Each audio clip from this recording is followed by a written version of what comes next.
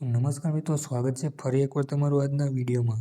તો આજના વિડીયોમાં આપણે વાત કરીશું દિવ્યાંગ નાગરિકો માટે આર્થિક સુરક્ષા એટલે કે આર્થિક સુવિધા.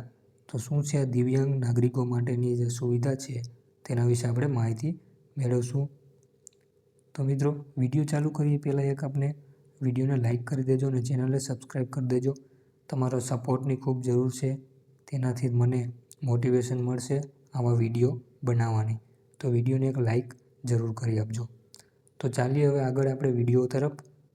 તો અહીં વાત કરીએ દિવ્યાંગજનો માટે મોટી રાહત એટલે કે સંત સુરદાસ યોજના દ્વારા મળશે ₹1000 પ્રતિ મહિના ડિસેબિલિટી પેન્શન સ્કીમ.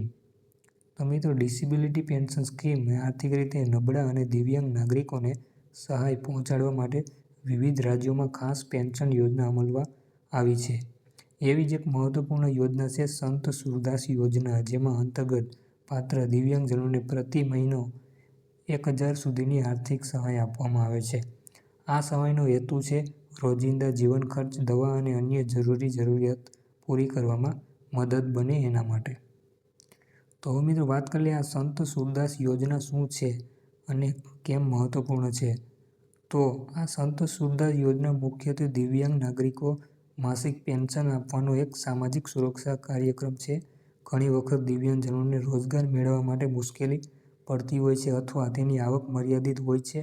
આથી સ્થિતિમાં માસિક નાણાકીય સહાય તેમને આત્મનિર્ભર બનાવવામાં અને પરિવાર પરનો ભાર ઘટાડવામાં મદદ બને છે. હવે મિત્રો વાત કરી લઈએ કે આનો કોણ પાત્ર બની શકે છે.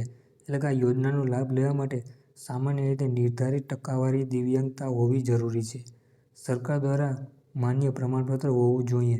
આવક મર્યાદા પણ લાગુ પડી શકે છે. અરજદાર પાસે આધાર કાર્ડ, બેંક ખાતું અને નિવાસ પુરાવો હોવો જોઈએ. રાજ્ય મુજબ પાત્રતામાં નિયમોમાં ફેરફાર થઈ શકે છે. હવે મિત્રો વાત કરીએ અરજી કરવાની પ્રક્રિયા. તો તમારે લાભાર્થીઓ નજીકના તાલુકા કચેરી, સામાજિક ન્યાય વિભાગ અથવા સત્તાવાર ઓનલાઈન પોર્ટલ મારફતે અરજી કરવાની છે. અરજી સાથે દિવ્યાંગતા પ્રમાણપત્ર, ઓળખ પુરાવો અને બેંકની વિગતો રજૂ કરવી પડશે. અરજી મંજૂર થયા બાદ પેન્શનની રકમ સીધી લાભાર્થીના બેંક ખાતામાં જમા થશે. અહીં મિત્રો સહાયની રકમ પણ આપણે આપી દીધેલ છે. માસિક 1000 થી સહાય ઉપરાંત કેટલીક જગ્યાએ આરોગ્ય સેવા સહાયક ઉપકરણો અથવા અન્ય કલ્યાણકારી યોજનાઓ સાથે જોડાણ પણ હોઈ શકે છે. આ યોજના દિવ્યાંગના નાગરિકોની આર્થિક સુરક્ષા માટે મહત્વપૂર્ણ પગલું છે.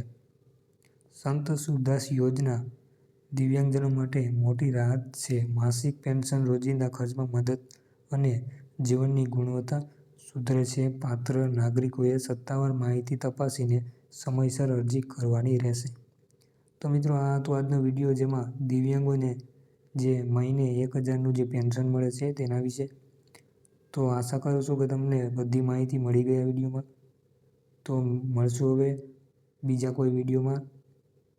જય હિન્દ, જય ભારત.